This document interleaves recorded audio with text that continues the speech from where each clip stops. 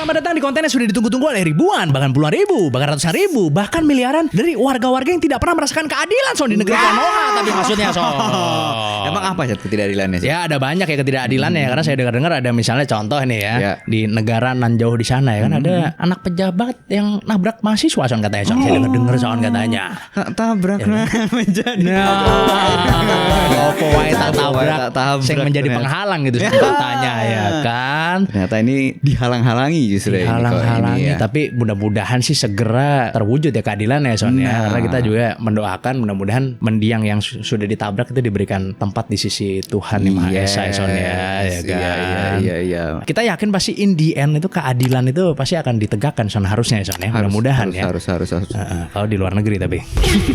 Oh sama ada ketidakadilan Jet. Oh, di ini mana buat itu? fans MU nih. Oh, kenapa fans MU Son? Udah kalah terus ya kan pas pramusim lawan Asia kalah juga Mas Jet. Lawan ASEAN ya kalah ya. Sampai orang Indo aja ada 3 biji apa setahu gue. Orang Indo ada 3 biji. 3 biji main semua. Garnacho kalah Son. Kalah Garnacho. Waduh. Udah main Ya kan? Garnacho 45 menit apa? Waduh. Ternyata kurang gat ternyata Garnacho Saya ini. sempat lihat itu Garnacho lagi main otopet itu Son, di stop sama fans ada itu minta foto apa. Iya lagi main otopet itu. Otopet listrik gitu. Gue taunya dia dimarahin sama coachnya. Oh gitu. Iya kan bilangnya. Kenapa tuh? Oh lu jangan ngarep habis dari sini lu bakal di-sign sama tim lain gitu. Oh. Sumpah ya. Gara-gara ngata-ngatain di Twitter kalau nggak salah. Ngata-ngatain di Twitter. Iya si Garnacho ya. Oh. Ngata-ngatain mantan pelatih sama yang pelatihnya sekarang. Waduh, kacau. Pantes pelatihnya marah ya maksudnya. Cuman kalau gue kan paling pernah dengar kalau pelatih marah kan ya kenapa nggak orang Belanda yang main ini gitu. Gue pernah dengar juga begitu Son. Ada seorang pelatih di sebuah negara, kenapa tidak Belanda semua starter ya? Ada begitu juga tuh marah tuh Son. Ada. Iya. Ada begitu pernah denger lah sekelibat. Mungkin gue salah tapi ya kita langsung mulai aja sekarang ya kan. Oke kalau gitu selamat datang di episode terbaru dari Di Atas 12.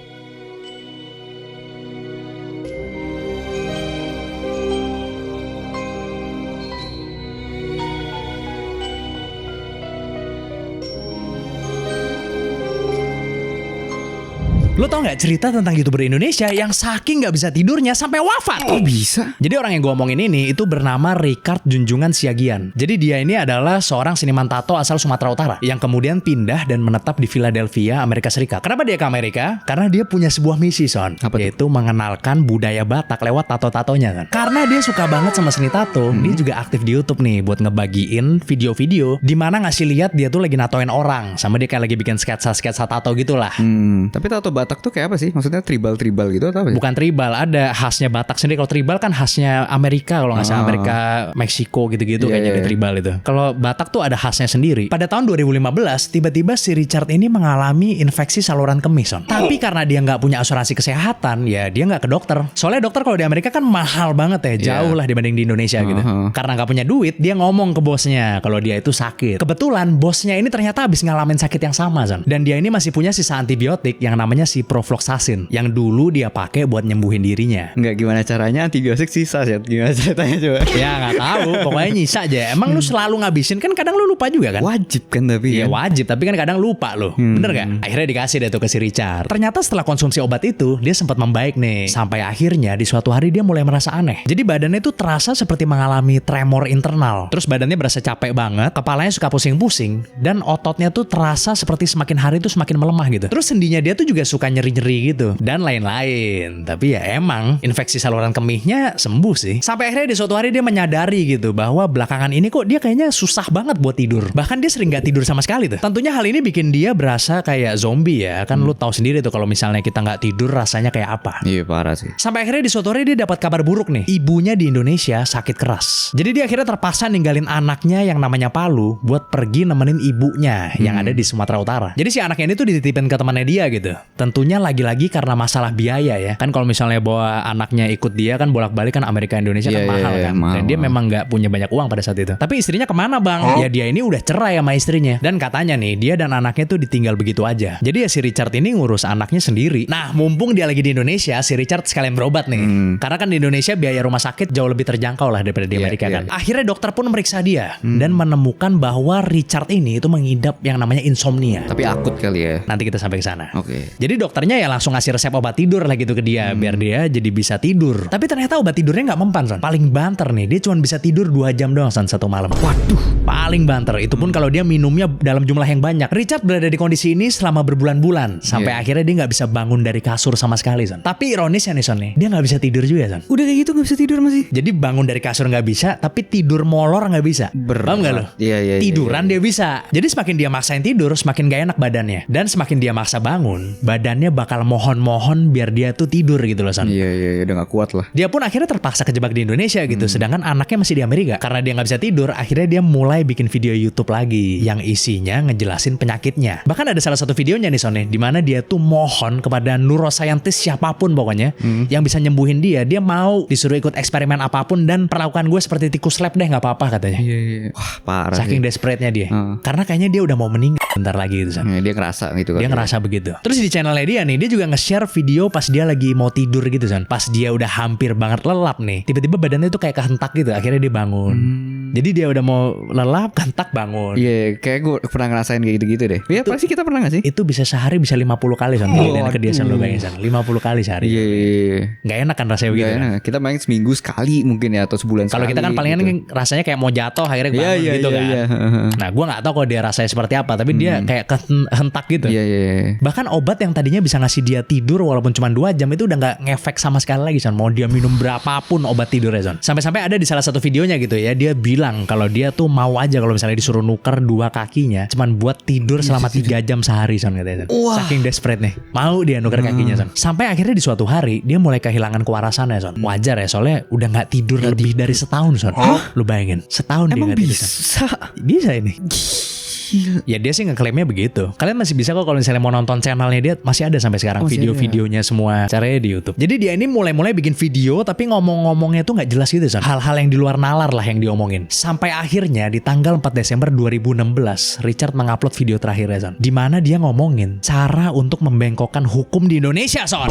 Tapi kalau misalnya lu nonton nih, kata-kata yang dipakai tuh udah nggak begitu jelas tuh di situ tuh. Udah agak-agak ngaco lah gitu maksudnya. Maksudnya cara ngomongnya atau ya kata-kata yang dipakai itu seperti kayak nggak masuk akal aja deh pokoknya. Kalau lu nonton itu, lu coba nonton aja deh. Tapi khusus yang episode yang itu rada masuk akal sih, memang sih membengkokkan hukum di Indonesia rada masuk akal itu, jujur. Kemudian ia dikabarkan meninggal di tanggal 9 Desember tahun 2016, tepat 5 hari setelah video terakhirnya diupload. Rest in peace, Richard. rest in peace. Yang gue concern ya, bisa jadi itu salah ini gak sih? Salah diagnosa. Salah diagnosa gak sih? Biasanya ya, yang sering-sering, maksudnya gue denger dari pengalaman, misalnya ada kenalan gue gitu, dia dari luar negeri ya kan, misalnya ke suatu negara gitu kan. Penang. Ya dari situ ke suatu negara gitu kan, di Konoha ya kan. Pas ini salah diagnosa kan, pas di sini. Soalnya ini kebalik, sebelum berangkat ke sana. Oh, Jadi memang awalnya di Konoha dulu ya kan, salah diagnosa, pas nyampe ke sono udah telat. Oh. Jadi yang kena apa? Autoimun. Oh, iya, ini juga mengalami Bisa kegagalan jadi, kan? imun. Ini mengalami kegagalan imun karena dia tidak bisa tidur. Orang kalau nggak bisa tidur itu lama-lama ginjalnya rusak. Dan ini kondisinya Nggak sama. ada istirahat soalnya. Kenalan gue maksudnya lumpuh total. Oh gitu. Vegetatif udah. Bisa jadi salah satunya itu ya. Iya, kan? iya. Tapi memang gue dengar-dengar memang kalau nggak berobat di Penang biasanya kita penning sih biasanya. Memang gue dengar-dengar begitu, gue dengar. Ya kan? Dengar begitu. Ini kata orang ya, kata orang begitu. Benar, ya kan? Jadi karena dia tidak bisa tidur sama sekali, tentunya organnya rusak satu persatu pasti. Ya. Itu udah pasti ya. Tapi begini ya. Jadi sebenarnya katanya ini banyak orang yang setuju lah, bilang itu efek samping dari si antibiotiknya itu, Son, sebenarnya, Son. Antibiotik ya. Antibiotik yang pertama dia minum pas lagi dia sakit infeksi saluran kemih tadi itu. Itu yang bikin dia nggak bisa tidur katanya gitu. Banyak orang yang bilang begitu. Ya karena dia tidak ke dokter sih pastinya sebenarnya kan, nomor satu, dan dia milih buat ya udah gue minum aja deh. Ini obat bekasan si bos gue gitu kan. Ya dia jadi begini akhirnya gitu loh. Soalnya kalau terutama di luar negeri kan orang bahkan takut keluar rumah biasanya kalau misalnya asuransinya habis atau apa segala macam kan. Bener, soalnya mahal kan. Mahal banget. Mahal banget kalau nggak pakai asuransi kalau di luar gitu ya. Maksudnya kan ada BPJS kan maksudnya Ada BPJS, kan. Luar pasti. biasa sekali di Indonesia ini gitu loh. Dibayarin sama negara. Nah. Tapi Amerika bukannya, maksudnya lu kalau udah bayar pajak bukannya free medical ya? Apa itu beda negara lagi ya? Ada Obamacare kan namanya kan. Gue gak tahu tapi kalau sekarang masih ada ada apa nggak Obamacare itu? Healthcare kan, American Healthcare. Tapi mungkin ya nggak semua orangnya dapat kali ya. Mungkin. Dan dia kan kondisinya kan dia pendatang. warga. Iya. Tapi dengar-dengar sih dia udah dari data yang gue temuin gitu ya, dari informasi yang gue temuin, dia sih udah jadi warga negara Amerika katanya. Oh, punya green cardnya itu Katanya begitu. Kan udah kawin juga kan. Iya sih. Kawinnya kan sama bule juga. Kan anaknya bule kan. Anaknya bule. Ada juga di YouTube ya San. Makanya gue kasihan banget gue pas awal lihat itu. Masih muda ya? Sampai harus ninggalin anak masih kecil. Enggak, Richard ini masih muda juga ya? Gue lupa lagi. Tapi anaknya masih kecil. 30-an Tapi ya nggak tua-tua banget lah. Pas yang di YouTube-nya itu masih kayak balita gitu lah. Mungkin sekarang udah teenager kali ya mungkin anaknya. Iya kan 2016 kan tadi. Dia kan ditinggal sama teman bapaknya kan, sama temannya kan dititipin ya. Iya. Terus bapaknya ke Indonesia, tiba-tiba bapaknya sakit di atas kasur, nggak bisa balik ke Amerika. Coba bayangin coba. Kasihan banget kan? Iya sih. Anaknya. Ibunya gimana ya? Nggak tahu gue. Susah nyari informasinya sih tentang itu. Katanya sih begitu. Ibunya dia udah ngurus anaknya sendiri dari lama katanya. Gitu. Ya kita doakan aja ya, mudah-mudahan Richard tenang ya di akhirat gitu ya. Tapi emang ya soalnya sesuatu yang kita anggap itu hal biasa, kalau itu diambil dari kita baru sadar, ya kan? Kayak tidur kan sebenarnya itu hal biasa. Iya. Gak ada orang bersyukur ya terima kasih ya Tuhan saya bisa tidur, jarang sekali. Adanya orang akhirnya tidurnya kurangin aja deh sambil ngerjain yang lain gitu kan. Ya Nonton kan? atau main atau apa. Atau begadang zombie scrolling ya kan, lihat-lihat tak tabrak yang menjadi Tapi hafal banget penghalang jogetnya. ya kan. Enggak apa gue gini-gini doang. Enggak lah. Jogetan ya itu. Ya. Nah ini ngomongin soal tidur, Chat. Gue ada cerita lagi nih luar biasa pecah ini deh pokoknya. Yakin lo? Yakin gue. Coba ceritain. Lo tau gak ada pangeran tidur dari Arab yang udah 20 tahun gak bangun-bangun, Chat? Loh harus dicium dulu kali baru bangun Son. Itu mah Sleeping Beauty. Beda. Emang gak beauty kalau yang ini? Ya banyak yang bilang ganteng sih. Coba ceritain. Pangeran ini bernama Al-Walid bin Khalid yang merupakan anak bangsawan Saudi sekaligus cicit dari pendiri Arab Saudi modern, yaitu Raja Abdul Aziz. Jadi ini orang kaya banget, Chat. Masih kurang kaya juga. Omnya itu adalah Raja Saudi sekarang, Chat. Raja Salman. Kaya banget berarti ya. Oil money tuh ya. Banyak. Tapi tetap aja sebanyak apapun uang yang lu punya nggak bisa berbuat apa-apa di kasus ini, Chat. Jadi ceritanya di tahun 2005 pas dia lagi kuliah militer di Inggris, dia terlibat kecelakaan mobil. Terus dia itu kena pendarahan otak yang parah, yang akhirnya membuat dia koma sampai saat ini, Chat. Berarti udah 20 tahun dong. 20 tahun. Gila 21 lah sekarang berarti. Wah lama banget ya 21 tahun ya. Yang gila itu dokter-dokter tuh udah bilang bertahun-tahun yang lalu kalau misalnya life supportnya itu suruh dilepas aja lah gitu kan. Tapi keluarganya, terutama bapaknya, itu tetap nggak mau. Masih belum rela kali ya. Belum rela. Bapaknya sampai bilang kalau Tuhan mau dia mati, ya dia pasti udah dikubur dari dulu. Jadi mereka tetap rawat, ya kan. Tiap hari diajak ngomong, kasih berita-berita terbaru. Nah ada plot twistnya nih, Chat. Di tahun 2019 tiba-tiba ada viral video kalau tangannya itu tiba-tiba gerak. Oh gitu. Ada videonya. Pertama kalinya gerak setelah 14 tahun, bayangin. Jadi videonya itu diupload sama tantenya lah. Jadi kadang tantenya itu suka upload video tentang dia lah. Jadi di situ kelihatan dia ngangkat jari, terus kadang juga bisa geleng-gelengin kepala, seakan-akan dia bisa dengerin orang ngomong gitu. Baik juga tantenya berarti suka ngepost apa mengupdate gitu ya. Iya. Kira-kira ada nggak tantenya nanya kamu kapan kawin gitu? Kira-kira tanya kita nggak tantenya? Mungkin nanya kapan bangun ya. Loh. Jadi mereka ngerasa ini bukti lah kalau harapan mereka itu nggak salah. Sampai di bulan April kemarin mereka itu ngerayain ulang tahun yang ke-36, Chat. Jadi tantenya itu juga nulis medsosnya lah. 21 tahun berlalu dan kamu masih hadir di hati kami. Nah pertanyaannya, ada nggak sih orang yang udah koma lama terus bangun? Jawabannya ada, Chat. Ada. Dan ini deket banget sama Arab Saudi. Dia tuh di Uni Emirat Arab. Ya mungkin ini salah satu kisah yang bikin mereka masih ada harapan lah mungkin ya. Jadi ceritanya di tahun 1991 mobil yang ditumpangin sama Munir Abdullah waktu itu sama anaknya juga Omar Weber yang waktu itu berumur 4 tahun itu bertabrakan dengan bus. Tapi sesaat sebelum kejadian si Munir ini sempat meluk anaknya. Jadi kayak ngelindungin gitu kan. Akhirnya si anaknya itu nggak terluka tapi dianya kena pendarahan otak parah, cedera otak parah lah. Dan setelah itu dia jatuh dalam koma. Singkat cerita di tahun 2018 27 tahun setelah komanya dia bangun lagi. Oh bangun lagi akhirnya. Bangun lagi 27 tahun. Udah tua ya berarti kalau gitu ya. Dia kecelakaan itu umur 32. Iya kan tambah 27 59. 27 iya. Mukjizat lah ibaratnya gitu ya. Dan lo tau apa kata pertama yang keluar dari mulutnya, Chat? Apa tuh? Nama anaknya Omar Weber itu. Langsung nyari-nyari loh dia pas bangun. Nyari-nyari ya. Kan saat sebelum kejadian kan dia meluk kan. Ya makanya itu mungkin masih ada harapan lah buat pangeran Arab ini kan. Yes. Ya kita doakan aja yang terbaik, semoga dia bangun lagi ya. Amin ya kan. Berarti yang tadi awal cerita orang yang gak pernah tidur, yang kedua nih tidur terus akhirnya nih. Oh iya Iya kan. terus. Agak berlawanan nih berarti di pembicaraan kita pertama sama kedua. Iya, tapi akhirnya bermunculan banyak teori ya kan. Kalau misalnya, jangan-jangan, maksudnya kan koma yang sangat lama itu jarang sebenarnya. Jarang. Anggapannya orang yang udah koma lebih dari sebulan aja, itu udah chance buat dia bangun atau misalnya sehat lagi tuh udah sangat jarang gitu loh. Iya, makanya nih udah 21 tahun nih. 21 tahun. Pasti harapan tuh semakin lama semakin memudar sih kalau menurut gue. Kecuali ya untungnya ini pangeran kan. Iya. Jadi dia punya uang yang banyak, misalnya dia bisa, keluarga bisa afford untuk naruh anaknya sampai bertahun-tahun ya kan. Mungkin kalau kejadian di orang biasa ini akan menjadi sangat sulit kalau menurut gue. Iya. Yang gue tahu rekor terlama orang koma itu 37 tahun kalau nggak salah. 37 tahun. 37. Tapi nggak bangun lagi. Jadi tapi nggak koma bangun. doang, habis itu nggak bangun lagi. Gila Gitu juga sih. ya. Berarti uang bukan segalanya Son ya. Iya bener juga. Ini uang udah banyak apa sih. Tapi kan kalau nggak bisa ngapa-ngapain gimana? Nah itu dia. Makanya nih episode bersyukur ini emang Son. Makanya kita Waduh. menghimbau para sobat loteng untuk banyak bersyukur ini Son ya. Harus jaga kesehatan terus ya. Lu pernah lihat gak sih kayak iklan yang dia tuh ada orang misalnya ngelihat wah enak banget ya dia nggak berangkat kerja lagi di kafe doang, terus nanti orang yang itu ngelihat orang lain lagi wah enak ya dia punya rambut tapi gua enggak. Terus orang yang nggak punya rambut wah enak ya dia punya pacar tapi gua enggak gitu loh. Lu tau gak sih iklan yang itu? Gue taunya yang ini sih, yang dia lagi naik sepeda ya kan, terus ngeliat orang naik motor, kok enak banget naik motor. Yang naik motor iri ngeliat orang naik mobil. Ya pokoknya intinya iri-irian lah. Pokoknya intinya iri-irian dia. Jadi ya pasti kita selalu ada yang kita inginkan di orang gitu. Jadi milik kita itu pasti selalu ada tuh. Sehingga kita lupa buat bersyukur itu. Padahal itu yang paling penting itu Son. Kunci dari kebahagiaan kali Kunci dari kebahagiaan ya kan. Jadi bukan cuman oh ya ini enak soalnya punya banyak uang katanya begitu Son ya. Lihatnya kan? di story lagi kan. Nah ya kan. Iya. Itu di komen TikTok penuh dengan itu Son. Oh iyalah dia punya banyak uang begini gitu kan. Siapa tahu Anda punya sesuatu yang dia inginkan kan? Nah, misalnya Bisa aja. hubungan yang baik dengan suami atau istri, dengan pasangan, Atau paling sering rambut kan. Nah ya kan. Saya udah botak dia enak ya punya rambut misalnya. Nah, sesimpel itu ya Iya, sebenarnya. Tapi simpel bikin lu nggak happy jadi ya. bikin gak happy. Bikin nggak happy kan? Bikin gak happy apalagi kalau belum punya pasangan kan gitu. Waduh, kok Nah, jadi iya gitu? dong. Lah bener kan? Iya benar. Lu belum punya pasangan tapi lu nggak ada rambut misalnya. Oh, Paham nggak? ya. Kalau lu udah punya istri di bawah ya mungkin lain.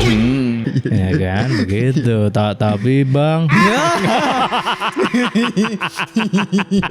Untung ini pangeran Arab ya. Untung omnya Raja Salman. Bener. Main loh. Jadi uang banyak lah gitu ya. Kalau bisa ya sampai saya bangkrut juga nggak apa-apa. Yang penting itu dia. anak saya dirawat gitu Son. Itu baru Iya, orang itu tua yang bener begitu itu tuh sih, ya kan. bener-bener. Jangan disetor ke WC terus Son ya. Anaknya.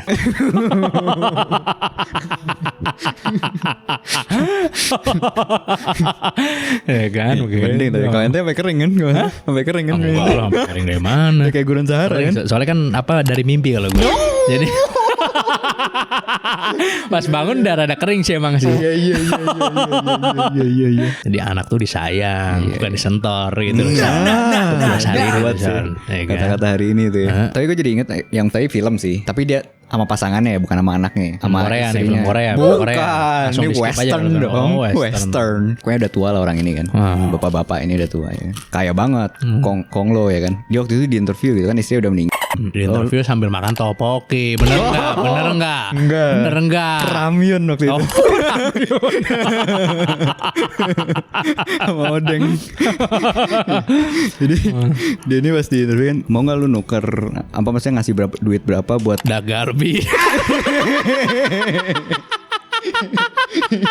buat makan samyang double spicy waktu itu. Buat bisa spend waktu lagi lah, maksudnya selama berapa bulan gitu kan, sama istri lo lagi, mendiang istri lo. Wah, boro-boro sampai berbulan-bulan katanya. Gue rela ngasih semua harta gue buat bisa spend waktu sama istri gue sehari doang lagi gitu. Oh, begitu. segitunya. Gila tuh. Kirain tadi gue rela mulai dari nol lagi buat ada di umur lo kirain tulisan. Itu mah ambisi itu mah. Itu mungkin interview sama tetapi bang ya itu. Aduh, gue jatuh aja. Ya balik lagi kayak pembicaraan tadi ya. Kadang-kadang kita sebagai orang tua mungkin bingung juga kita sayang sama anak kita, tapi anak kita begini terus gitu maksudnya kan. Maksudnya ya gak sehat-sehat gitu loh. Iya Ya kan. Jadi kan gak bisa ngobrol akhirnya kan. Maksudnya kan gak bisa ngobrol, gak bisa apa. Kita kan pasti ada rasa rindu atau apa. Makanya mungkin buat orang tua ya bersyukur lah anaknya masih ada, masih sehat. Bener. Apa, ya. Dan anak juga bersyukur orang tuanya masih ada Son. Nah, Bener ya kan. karena gue pernah denger rasa sakit paling sakit itu, lu sebagai orang tua tua, anak lu nggak ada duluan. Itu paling sakit. Orang katanya. tua tapi anaknya nggak ada duluan. Anaknya nggak ada dulu. Sama nginjek Lego lebih sakit mana? Itu lah, lu kehilangan anak lu ya kan. Oh iya benar sih. benar Itu paling sakit itu katanya. Bener sih, bener. Tapi sebenarnya ada satu konsep Son yang dia itu, gue ceritain ya kali ya konsepnya ya. Jadi ada satu konsep di mana Ini yang kehilangan cewek di klub. enggak, bukan. Itu untuk video VIP itu nanti. Jadi join member jangan lupa sekarang. Itu cari promosi Son ya kan. Jadi ada sebuah konsep yang terkenal Son ya kan di Eropa sono, di mana konsep ini tuh menawarkan pilihan Son untuk orang yang udah bosan hidup Son. Oh itu ada.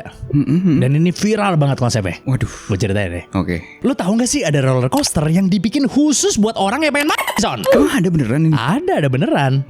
Dengerin ya. Jadi gini ceritanya, di tahun 2010 ada sebuah konsep yang dibuat oleh seorang insinyur dan seniman asal Lituania yang bernama Julijonas Urbonas. Jadi orang ini tuh membuat konsep roller coaster yang bisa ngangkat 24 penumpang langsung sekali jalan Son. Jadi tujuannya dibuat roller coaster ini itu adalah untuk orang-orang yang sakit keras atau dijatuhi hukuman mati, sehingga udah nggak ada opsi lain selain meninggoy. Tentunya konsep ini tuh diperuntukkan untuk orang-orang yang ingin mengakhiri hidup mereka dengan cara elegan dan euforik. Jadi kalau seandainya lo mutusin buat naik kendaraan ini, pertama-tama lo akan dibawa naik tinggi banget nih ke puncak. Puncak pas. Bukan, Cimori itu.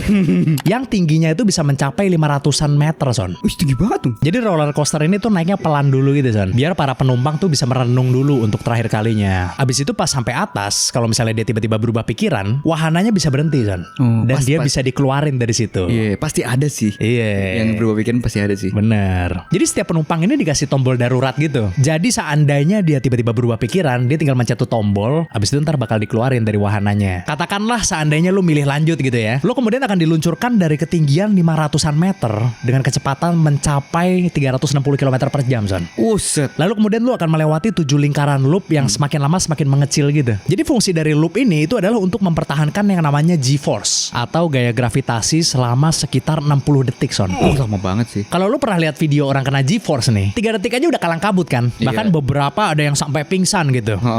Itu cuma 3 detik Son. Ini 60 detik Son, coba lu bayangin. Gaya gravitasi ini tentunya akan membuat penumpang terkena kondisi yang bernama hipoksia cerebral atau hilangnya oksigen dari otak, yang kemudian akan membuat mereka hilang kesadaran dan akhirnya meninggoy. Tentunya banyak kontroversi bermunculan nih setelah konsep ini diangkat ke permukaan. Karena banyak sekali orang yang tidak setuju Son ternyata dengan konsep roller coaster yang bisa mengakhiri hidup ini. Walaupun ya konsep ini sebenarnya udah sempat dipamerin Son di pameran Human Plus di Science Gallery Dublin. Tapi ya konsep ini akhirnya nggak pernah direalisasikan gitu. Karena dirasa melanggar etika dan moral bagi banyak orang. Gimana menurut kalian? Apakah kalian setuju atau enggak gitu tentang konsep dari roller coaster ini? Tulis di komen. Tapi kalau buat dieksekusi pun mahal sekali itulah. Ya kalau punya uang gimana? Hah? Ini tadi dari siapa sih yang pencetusnya, yang proposnya? Pencetusnya Insinyur doang, kan? insinyur dan seniman dari Lituania. Kenapa? Nggak kuat sih budgetnya bikin ginian sih. Makanya konsep doang kan dia. Oh, enggak lah, kenapa nggak kuat ya kalau ada investor? Iya sih. Maksudnya kalau mindahin ibu kota aja nemu investor, masa proyek ini nggak nemu kan gitu kan? Pertanyaan juga kan? Iya pasti ada aja ya pasti. Ya Pasti kan? videonya bakal ada terus kan. Di sebelahnya sponsornya gitu kan. Ya kan? Terus di depannya The Great itu ya kan? Bahasa Indonesiain apa Son? Iya. Benar. Ya kan? Ya pasti nggak pakai uangnya dia lah, namanya konsep kok ya kan. Tapi karena muncul perdebatan gitu dan banyak orang yang tidak setuju kan dengan adanya hukuman mati sebenarnya. Oh, iya. Sampai saat ini banyak orang yang nggak setuju di negara barat ya terutama ya. Tapi kalau ini kan maksudnya tentang orang yang sakit atau apa segala macam kan. Jadi pasti udah persetujuan sama orangnya sendiri kan. Iya, banyak hal yang persetujuan sama orangnya sendiri nggak di ini sama banyak orang lah, gimana sih? Kalau orang hamil, Oh iya. Kan banyak yang nggak setuju juga. Perdebatan gitu kan. Iya ya kan. Iya, banyak perdebatan itu tuh pilihan atau enggak gitu kan. Iya sih benar sih. Iya kan, banyak dong. Bahkan di Amerika sekalipun yang negara yang bebas ya banyak juga perdebatan. Iya. Apalagi ini Son, ini kan orangnya wafat Son abis naik dari situ. Dan juga pasti ya kalau balik ke agama pasti dilarang gitu kan. Iya dong. Tapi kalau luar negeri Kan ya harus bebas berusaha. sih. Hah? Kalau luar negeri ya bebas sih. Banyak juga lah yang konservatif, gimana sih? Kalau enggak Donald Trump nggak menang kemarin, gimana sih? Nah, iya. Gimana sih, Anda banyak yang konservatif loh. Jadi ya kita cuma bisa menghormati pilihan orang aja gitu. Maksudnya kayak kalau misalnya dia nggak setuju ya udah gitu kan. Iya. Lu Tapi setuju nggak? kalau gue nggak setuju sih gue. Karena agama itu. Kalau hukuman mati gue setuju. Oh lu masih setuju? Setuju gua. Kalau itu. Untuk narapidana yang kelewatan ya, Iya. gue setuju kalau gue. Karena Ya apa? kan? Nggak cukup penjara seumur hidup itu. Nggak muat, bukan nggak cukup. Oh nggak muat Kan ya, masuk denger akal. juga kan nggak muat kan? Masuk akal. Satu sel 8 katanya. Iya kan? Nggak manusiawi ya kan. Iya. Sempit-sempitan ada Bener. 20 orang ya kan, satu Iya sel. kan? Make sense. Nggak muat, ya kan? Gitu. Iya, Jadi iya, menurut gue kalau hukuman mati, oke gue setuju. Tapi kalau misalnya mengakhiri hidup gimana? Susah sih tuh untuk setuju gue. Karena kita pasti disarankan untuk berusaha dulu. Berusaha dulu ya. Siapa tahu nanti ada Mukjizat. miracle gitu ya, keajaiban, ya kan? Bisa aja gitu. Tapi ya tergantung sih, balik lagi kondisi finansial lu seperti apa, misalnya bisa nampung apa enggak. Kalau sakit itu ya. Iya. Kalau gue sih kalau misalnya gara-gara sakit emang susah didebat sih. Kalau gue ya, karena kan ya gue nggak ngerasain dia sakitnya kayak apa kan. Tapi kalau gue posisiin itu di keluarga terdekat gue ya, Iya. nah itu baru gue nggak setuju sih. Nah iya makanya. Susah sih emang sih. Iyalah. Tapi kalau lu misalnya, tapi pasti balik lagi kondisi ekonomi ya. Iya. Misalnya dokternya yang nanya gitu kan. Misalnya udah nggak disadarkan diri lagi, lu dikasih powernya lah. Kalau itu tergantung finansial, balik lagi ya. Selama masih mampu mah. Atau lu gimana? Biayain tetap Iya, ya. iyalah. Itu anggapannya pasti, apalagi kalau ke keluarga, itu sih amal yang luar biasa, Bos. Iya. Lebih dari lu memberi orang lain gitu loh. Iya pasti. Tapi masalahnya banyak Son, orang yang memberi itu harus nyari, wah apa, ini iya. orang di ujung, di daerah mana, di ujung-ujung misalnya gitu kan. Tapi sama yang deket-deket dia nggak bantu Son. Yang paling bener yang deket dulu dibantu, baru Iya, yang iya, jauh-jauh nggak dibantu juga nggak apa-apa. Gitu kalau menurut gua ya, karena amal paling bagus itu pasti ke keluarga tuh. Mungkin takut berselisih juga kayak kalau deket ya. Takut ketagihan kali yang dikasih. Iya kan, bukan takut bersedih, takut ketagihan yang dikasih. Iya kan? Iya benar. Takut ketagihan, pas ditagih misalnya utang atau apa ya kan, dia lebih galak ya kan. Nah, itu. Gue udah ngeliat konten kan, jadi kalau temennya minjem duit gitu misalnya 10 juta gitu, dia ngasih 500.000 kan, biar ikhlas ya kan, ngasih seadanya kan, cerita apa segala macam. Habis cerita itu dia nanya ke temannya itu kan, jadi pembelajaran yang lo dapat apa gitu? Ya kalau butuh 500.000 minjemnya 10 juta. Bangke sih. Anjing. Dikasih hati minta dengkul gitu.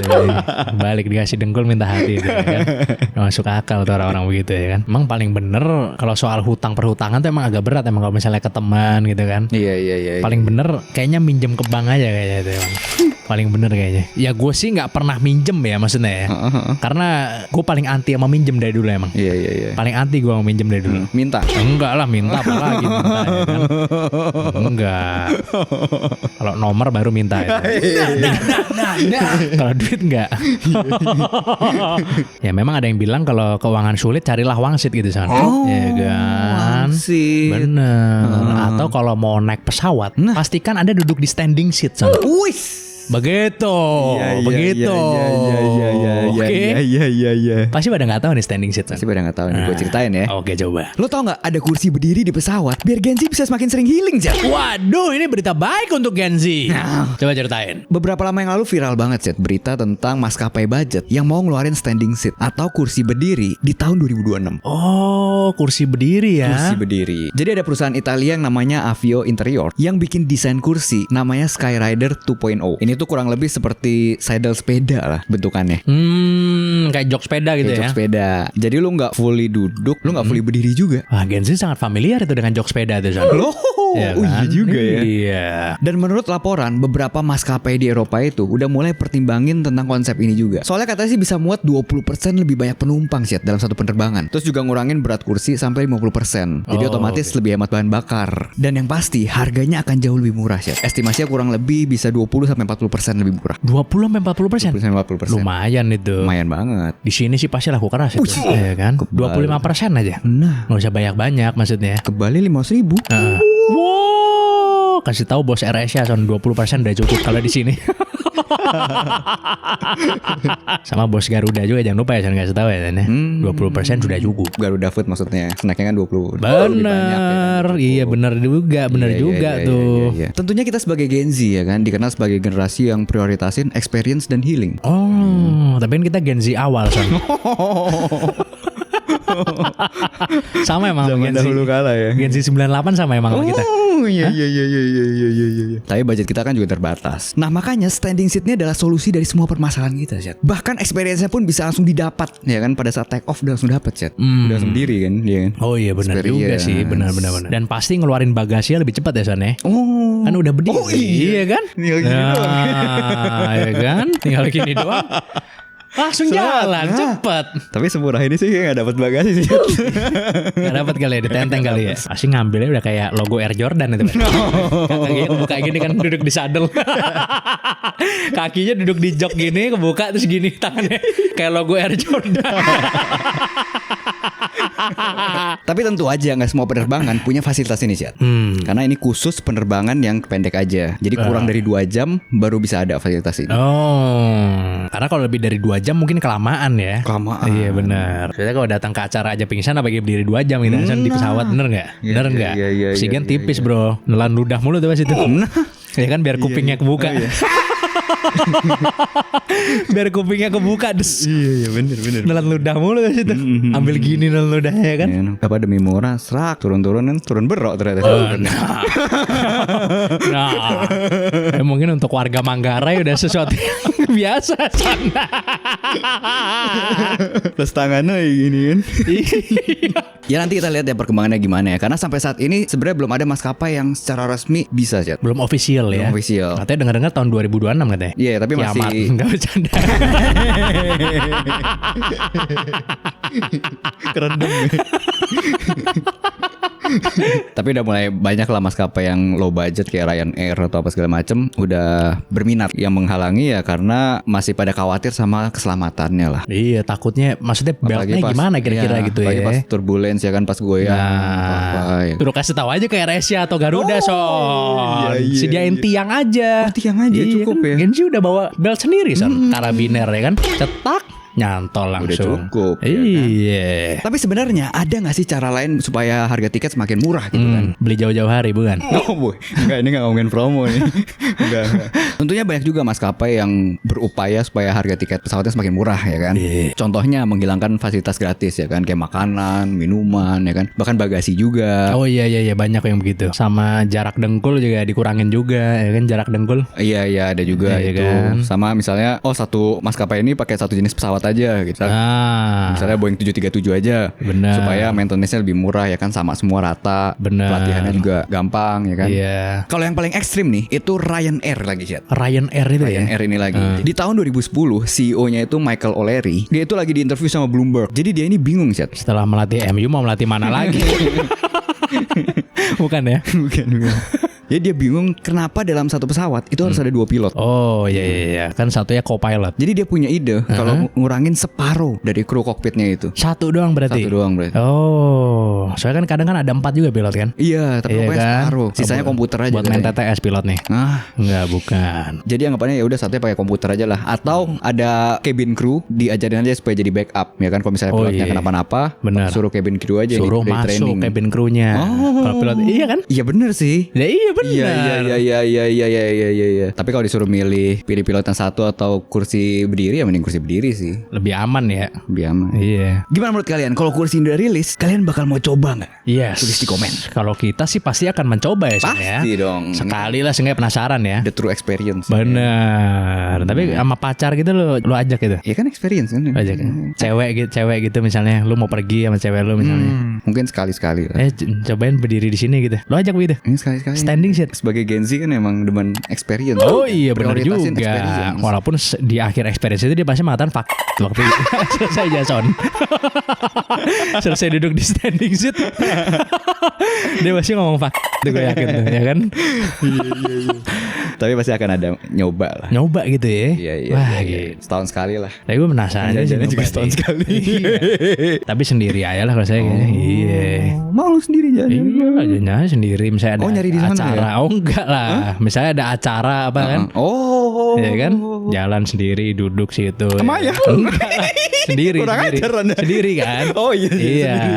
Isi karaoke di Lampung.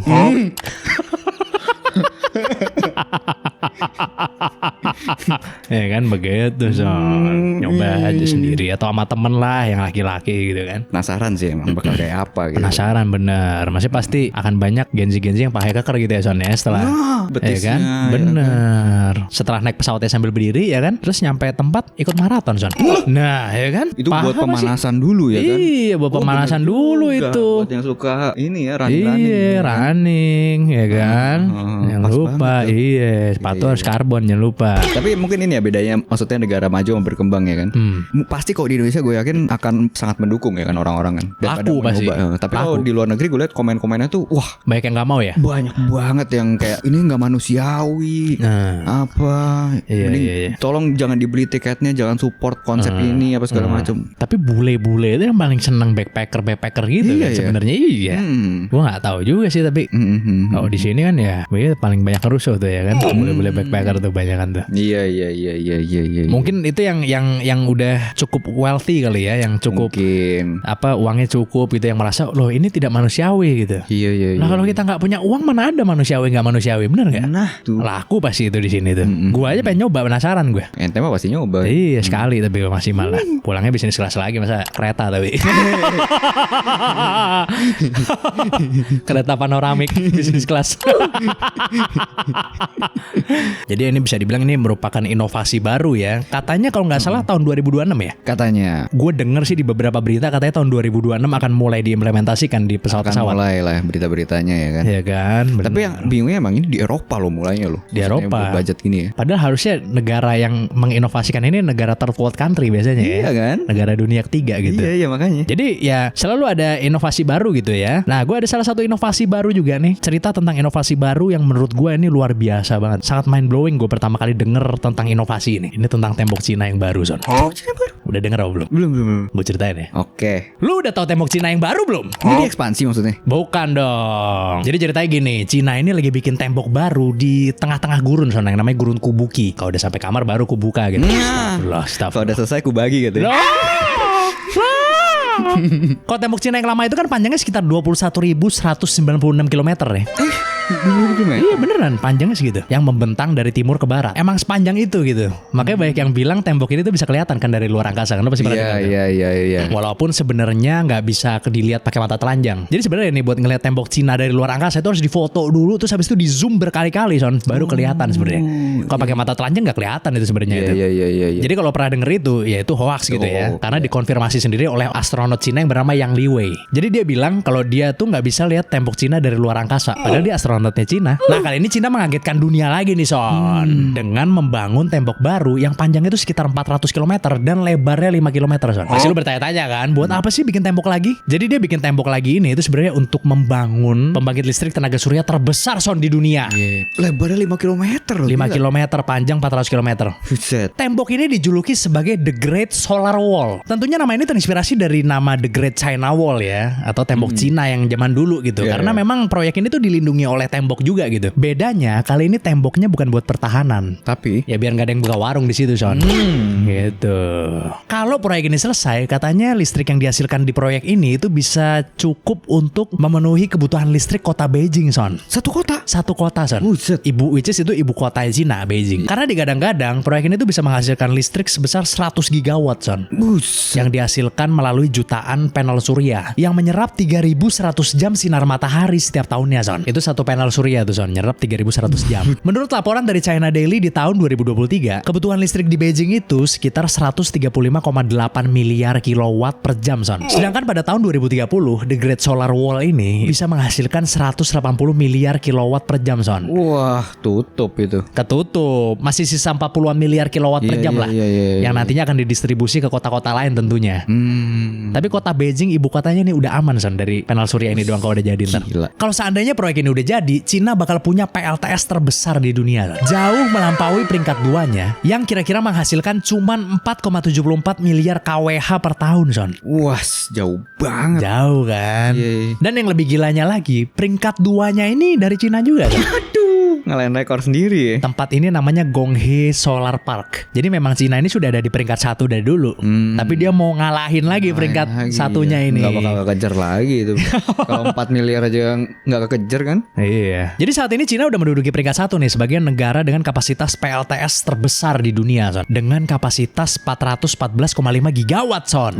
Which is itu 2 kali lipat lebih banyak dari peringkat 2-nya gitu ya, yang adalah Uni Eropa dengan kapasitas sebesar 209,3 gigawatt Son. Jadi untuk saat ini Cina punya kapasitas PLTS 2 kali lipat lebih banyak daripada Uni Eropa, Son. Udah Uni Eropa itu. Uni Eropa loh, itu bukan satu negara doang. Iya. Hal ini tentunya dilakukan karena Cina tuh punya ambisi besar untuk menjadi negara hijau. Salah satunya ya dengan cara memangkas emisi karbon, yang dengan dibangunnya tembok surya ini diperkirakan itu akan memangkas emisi karbon hingga 31,1 juta ton, Son. Pertanyaan terakhir nih, kenapa bikinnya di padang pasir? Karena Cina pengen bikin wilayah ini jadi wilayah hijau, Son. Oh gitu, bukan karena trek di situ. Bukan. Jadi kalau misalnya kita lihat nih, di sepertiga dari padang pasir Kubuki ini, itu udah mulai ditumbuhin sama tumbuhan-tumbuhan loh, Son. Jadi yang tadinya dia padang pasir, jadi ada tumbuhan di situ. Sekarang. Gila ya. Proyeknya ini belum selesai. Mungkin nanti 2030 selesainya kayaknya. Udah jalan sepertiga apa kalau nggak salah. Gitu. 2030. Itulah luar biasanya gitu ya. Pantesan aja apa bettingnya bener-bener ke arah listrik ya, Son, berarti ya. Iya, maksudnya emisi Semuanya. karbon kan juga, maksudnya mobil listrik itu ya kan tuh ngurangin juga. Iya. Sama habis karbonnya itu kan. Iya bener. Gila ya. Bener. Terus juga kayak misalnya bahkan mereka kereta kan juga kayak magnet atau listrik juga kan mereka itu Yang bayarnya. Korea kereta. Oh iya. Hyundai?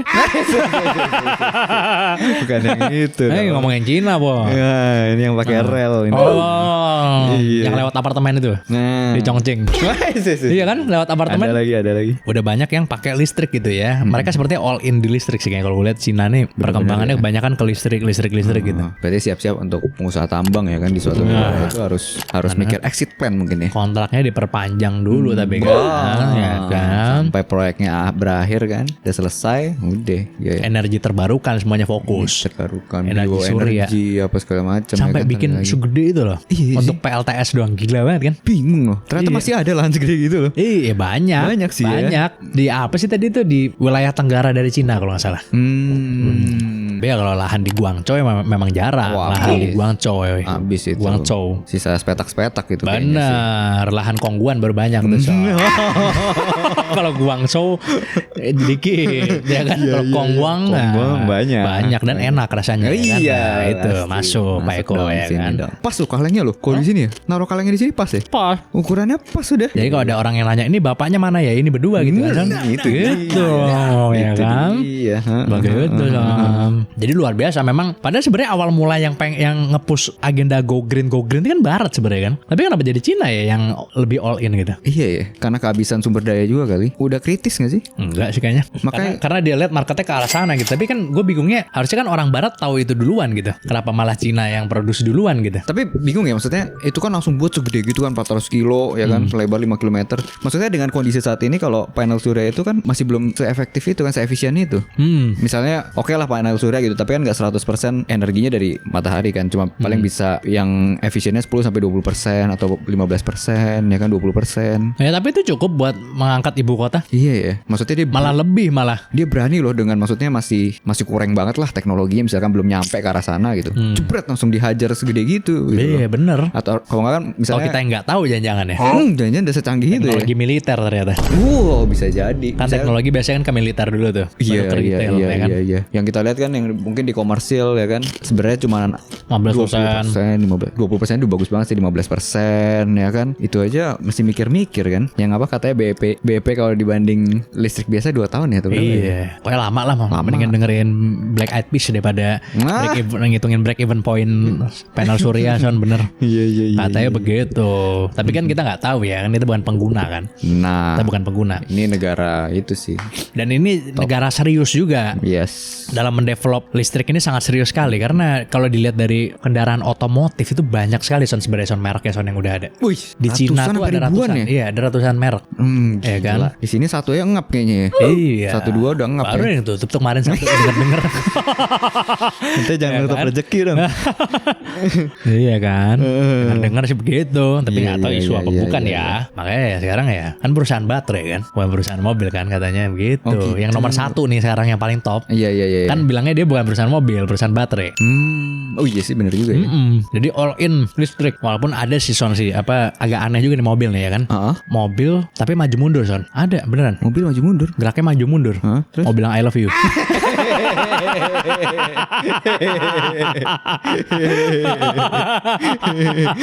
Maju mundur terus nih ya kan, bilang nggak ya gitu. Ada juga begitu. Bener juga. Itu simpan Bener. buat bintang tamu kita kalau cewek tuh.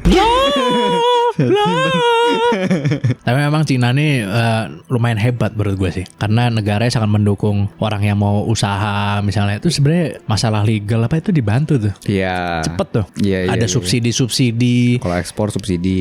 Iya, ya jadi kan. sehingga banyak rakyatnya yang bisa jadi pengusaha hebat ya kan. Bisa bikin pabrik ya kan. Sampai kan mereka maksudnya yang ekspornya kan kasih subsidi kan. Itu dimasukin maksudnya ke keuangannya mereka. Jadi itu kan profitnya apa segala macam di cover dari situ juga. Luar biasa advance gitu maksudnya ya. Iya, Gue sih yakin pasti nggak ada gitu kayak pabrik gula kosong misalnya gitu. Wah. Di daerah sana gue kayaknya nggak ada deh kayaknya. Ada nggak sih? Ada nggak sih? Gak ada sih. Oh nggak ada. Kan disemutin juga sih kalau mau. Nah, jadi pasti di-optimize sebagus mungkin ya Son ya. Sebagus mungkin. Semaksimal mungkin, seefisien mungkin. Gue senangnya negara Cina itu dia bagus di bagian situ lah. Inovatif banget ya. Kalau inovatif gue belum bisa bilang iya sih. Inovasi datangnya masih dari barat kebanyakan. Kalau menurut gue inovasi datangnya dari barat kebanyakan. Tapi bukannya karyawannya Cina juga. Ya, India kan. Oh, Lala. Maksud Anda Jensen Huang maksud Anda CEO Nvidia. Oh iya. Jadi bagus lah kalau bisnisnya dia bisa bikin barang-barang yang lebih efisien, lebih murah gitu loh, bagus ya gitu. Pagi sekarang dia AI juga makin canggih. Dia keluar baru lagi. Keluar terus ya tiap bulan ya kan. Karena keluar terus akhirnya basah gitu maksudnya ya Son. Lahannya basah maksudnya. Basah. Bisnis berkembang. Kan Bagusnya semakin begitu tuh. canggih. Lahan gembur lah gitu ya kan. AI ini jadi lahan gembur akhirnya gitu. Banyak peluangnya di Di sini. Cina ya benar. Nah kali ini gue udah cerita tentang inovasi dari AI sih. Wah apa itu Son? Oke, gue cerita. VO3. Woi, belum secanggih itu sih. Oh belum. Kecewa saya dengan cerita ini. Iya. Enggak lo canda. Coba ceritain. Lo tau nggak ada orang yang pakai AI buat jadi pengacara sih? Loh, Hotman GPT ini berarti. Beda. Oh beda. Belum lama ini ada opa-opa umur 74 tahun yang bikin geger ruang persidangan di New York. Loh, kenapa bisa geger Son? Jadi orang ini bernama Jerome DeWalt. Bayangin kakek-kakek ini datang ke sidang, tapi dia nggak mau tampil sendiri, Jet. Jadi dia make avatar AI. Buat apa tuh avatar AI-nya? Jadi ceritanya si Jerome ini lagi ada kasus sengketa ketenagakerjaan, ya kan, ngelawan perusahaan asuransi. Dalam sidang yang terjadi tanggal 26 Maret 2025, dia tiba-tiba ngasih video buat oral argumennya. Tapi plot twistnya, dia nggak bilang kalau video itu AI generated. Lu bayangin dong 5 hakim udah duduk siap-siap buat dengerin argumen ya kan. Yang keluar di layar tuh cowok muda, berjas, rapi gitu kan. Terus ngomong, "May it please the court." Kayak AI banget gitu bahasanya. Hakimnya langsung stopin ya kan, langsung marah-marah. Pasti. Mereka bilang gak dikasih tau sama sekali kalau bakal dikirimin video AI kayak gini. Padahal si Jerome tuh gak ada kondisi khusus yang bikin dia gak bisa ngomong gitu. Dan parahnya si Jerome ini berapa lama sebelumnya udah sempet datang ke pengadilan itu dan bersaksi sendiri. Terus kenapa dia tiba-tiba jadi pakai AI gitu? Saking keselnya si hakim ini sampai bilang, "Lo gak bisa datang ke pengadilan sebagai promosi terselubung buat bisnis lo." Setelah dicek, ternyata si Jerome ini emang punya startup Syed, yang bernama ProSepro, yang emang fokusnya itu buat ngebantu orang-orang buat nge-represent dirinya sendiri di pengadilan pakai avatar AI. Ya gimana gak marah besar kan tuh hakim kan. Dan ini tuh bukan kasus satu-satunya Syed, masih ada kasus lain. Jadi ada kasus lain selain si Hakim Ziyech ini tadi? Oh bukan ya? Contohnya ada kasus pengacara Stephen Schwartz. Di tahun 2023, dia pakai ChatGPT buat nulis dokumen hukum Syed, dalam kasus kliennya. Masalahnya, ChatGPT tuh ngasih referensi hukum palsu Syed. Jadi ngasal gitu maksudnya? Jadi isinya itu kasus-kasus fiktif yang sebenarnya nggak ada. Oh, jadi pembelaannya itu menggunakan kasus-kasus fiktif itu akhirnya? Iya. Ya akhirnya Schwartz-nya dituntut, ditanyakan kenapa pakai referensi palsu, dan akhirnya dia ngakuin kalau dia itu pakai AI, ya kan. Setelah itu dia kena denda lah, ya kan, kena sanksi $5.000 waktu itu. Di tahun yang sama ada lagi kasus dari Joshua Browder, pendiri startup Do Not Pay. Do not pay. Dia mengklaim kalau bakal ngirim robot AI pengacara pertama di persidangan. Rencananya itu terdakwa bakal pakai earpiece gitu Chat, yang terhubung ke AI buat ngejawab pertanyaan-pertanyaannya. Jadi bakal dibisikin gitu jawabannya. Tapi ya pengadilan-pengadilan di US menolak keras lah eksperimen ini ya. Banyak ahli hukum bilang ini melanggar etika hukum dan bisa ngerusak jalannya persidangan lah. Sampai akhirnya proyek ini dibatalin sebelum sempat dijalanin. Ya menurut lo aja lah, maksudnya yang bisa jadi pengacara itu kan pasti udah yang bersertifikat ya kan, secara resmi, punya license ya kan, ikut bar test. Kalau ikut bar test ya jadi keeper dia, bukan jadi pengacara. Botak dong. Masa iya orang yang udah belajar bertahun-tahun kan, ikut tes berkali-kali, tiba-tiba digantiin sama AI. Gimana menurut kalian? Apakah AI bakal dipakai di persidangan dalam waktu dekat? Nah, Terus di komen. Ya akhirnya si Joshua ini selamat gitu ya dari diobok-obok di depan pengadilan kan. Misalnya didolosin gitu Belum sempet jalan dia soalnya. Benar. Pasti ya hakim cuman bisa geleng-geleng sambil bilang Joshua pasti. Ya kan, saya yakin itu San. Saya yakinnya begitu. Ya Udah kan? geleng-geleng duluan ya. Begitu ya, karena tidak mungkin ya kalau misalnya AI yang menjadi pengacara. Gue nggak tahu ya, mungkin at some point mungkin itu terjadi gitu ya. Tapi kalau sekarang sepertinya tidak mungkin terjadi, karena untuk menjadi seorang pengacara harus ada license-nya dulu. Ya license. Terus bar tes tadi ya kan, bisa juga sih pengacara tanpa bar tes gitu. Oh, Ya ke bar sama ente kan pengacara kan. Iya, pengangguran tanpa acara Iya. itu ya. Soalnya itu terkenal susah banget kan, orang sampai rata-rata umur 30-an ya kan masih pada ikut tesnya benar. ya kan. Tuh Benar. kalau nggak belum bisa kerja ya kan. Benar, dan ya ketika pengacara ini berbuat salah, yang mau dihukum siapa gitu? AI mau dihukum apa gitu? Cabut kabelnya misalnya gitu kan? Iya. Nggak bisa di disbarred. Misalnya kan kalau pengacara kan ada dia melakukan salah, dia bisa di disbarred dia, ya kan? Nggak boleh praktek dulu sekian lama misalkan. Iya. Dibekuin lah sertifikatnya. Iya, ada begitu. Kayak tadi kena sanksi $5.000. Iya, gue nggak tahu ya. Mungkin bisa jadi penasehat, mungkin kalau jadi penasehat. Penasehat Tapi kalau mungkin. jadi pengacara kayaknya masih jauh sih. Kalau buat nyari data mungkin bisa ya. Mungkin bisa. Cuma database-nya harus spesifik. Banyak salahnya jujur. Enggak, AI maksudnya apa? Database-nya bener-bener diambil dari kayak maksudnya pengadilannya atau apa, database-nya loh maksudnya. Maksudnya AI ini masih sering salah gitu loh. AI ini masih sering salah, kita akuin aja. Iya. Nanya misalnya tentang suatu kejadian atau apa, dia suka salah Mas Ian, Iya, sampai iya. sekarang. Makanya kita nggak pernah pakai satu AI doang gitu. Pasti kita pakai banyak, langsung kita cek berkali-kali karena AI ini masih sering salah gitu. Makanya tadi ada kasus ini kan, maksudnya di pengadilan dia bawa contoh kasus yang rekayasa ternyata Iya, yang nggak ada ya kan, nggak bisa dipertanggungjawabkan. Akhirnya jadi masalah. Itu tadi sih solusinya bener apa maksudnya database-nya khusus ngambil dari satu sumber yang entah pengadilannya atau kejaksaan atau apa segala macam ya kan. Jadi bukan dari internet gitu Dibuka, maksudnya dibuka gitu ya. Iya, bukan dari internet. Nggak tahu itu tadi startup robot lawyer itu ngambil datanya dari mana? Nggak ngerti. Nah, maksudnya dari internet. Ya jangan sudah lagi. Mungkin dia belum ngambil dari source yang resmi kali ya. Mungkin masih ngambil dari internet kali. Ya benar, emang source-nya harus bisa dipertanggungjawabkan. Ya menurut gue sih ada dua lah kerjaan yang kayaknya belum bisa ke-replace AI dalam waktu dekat, itu dokter sama lawyer kalau menurut gue. Dokter sama lawyer. Susah tuh ke-replace AI itu menurut gue tuh.